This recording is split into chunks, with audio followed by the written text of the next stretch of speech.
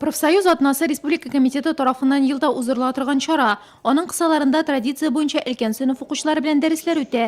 Бүген 10нчы сыйныфтагыларга эш командага бүленеп эшләргә туры килде. Һәркемнең үз остазы һәм билгеләнгән темасы – коллектив килешүе, сәламәтләндерү, хезмәтне саклау.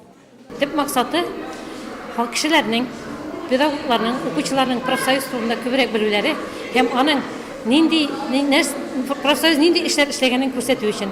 Бу бит инде аларның хукукларын яклау, коллектив категорияларны бирүдә ыргытулар булдыру, ял һәм шул вакытта сәламәтлекне ныгыту, материал ярдәм күрсәтү.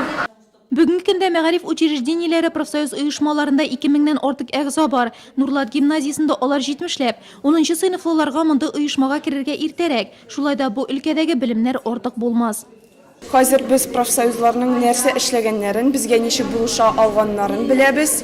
Киләчәктә бу безгә бик тә булышачак, чөнки без кайчанда булса үзебездә эшкә урнашачакбыз һәм профсоюзларның булышлыгын күрә алабыз. Остазлар белән эшләү үз нәтиҗәсен бирде. Командалар тәкъдим ителгән тема буенча рәсемле белешмә формасын тәкъдир итәргә тырышты. Хезмәт хакының 1% профсоюзга китәсенә һәм һәркемнең 28 көнлек түләле отпускка хокуклы булуына төшенде. Укучыларны татлы бүләкләр дә шатландырды. Бары профсоюз дәресе генә шулай тәмамланырга мөмкин диештеләр алар.